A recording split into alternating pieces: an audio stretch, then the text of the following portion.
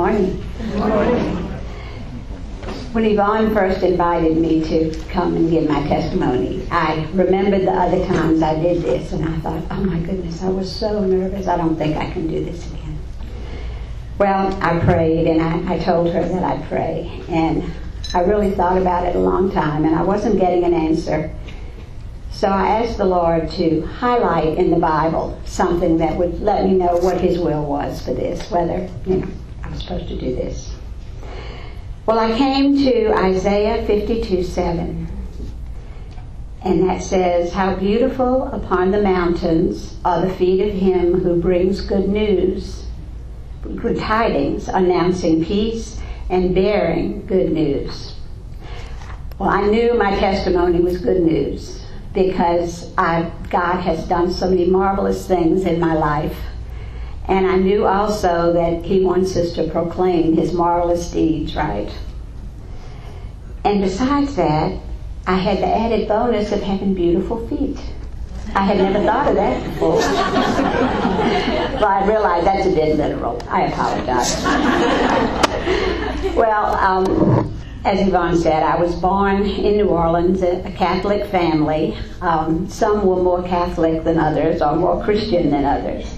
And my dad especially, he would have called himself a Catholic, but I think he was more of a cultural Catholic. He, whenever he did attend Mass with my mother and I, he'd come out and tell me how many candles were on the altar or something very non-spiritual.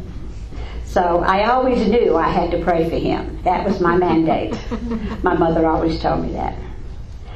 And we had some really dramatic results to those prayers, and I'll tell you about that a little later. Well, I was an only child, and I moved around quite a bit when I was growing up.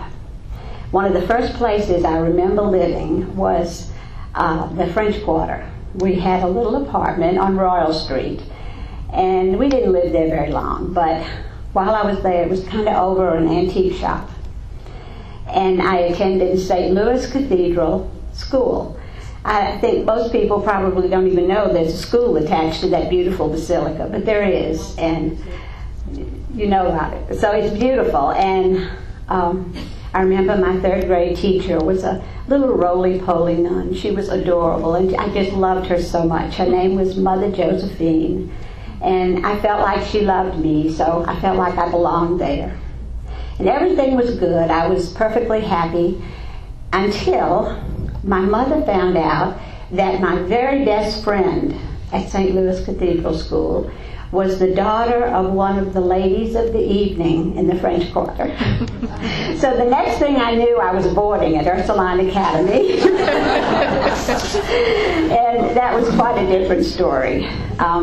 They had very strict rules, and it was kind of austere. And it was an opposite thing for me to go there. But I was really, I think the problem was I was just too young to be away from home. I was in 4th and 5th grade, and I shouldn't have been away, I guess. But I only saw my parents on the weekends, so it was kind of a hard time. But my dorm mother was Mother Teresita, and she was a cute little bouncy nun who was very young, and she would line the kids up to have their hair combed in the morning. And she would braid or pull back or whatever she had to do to the hair. Well, unfortunately, my hair was kind of short and curly, and all I had to do was brush it. So I didn't get that tender moment with someone who loved me. So that didn't help too much. But the little girls would line up waiting to have their hair combed. Did anybody ever see Madeline, the movie?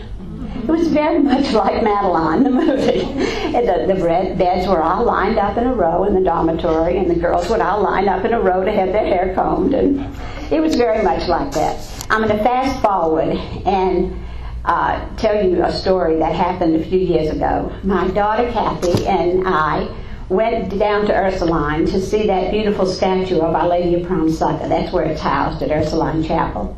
And we went in there, and it's a beautiful place, and it was so peaceful. It was quiet, and you had to get in by going through the school and, roundabout way. The doors were all kept locked.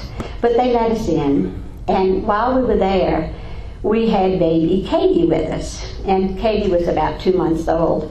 And Katie decided she was hungry while we were in the chapel. So Kathy proceeded to nurse her. And we were sitting there, dark, and there was nobody in the chapel. And we figured, that's okay if we do that.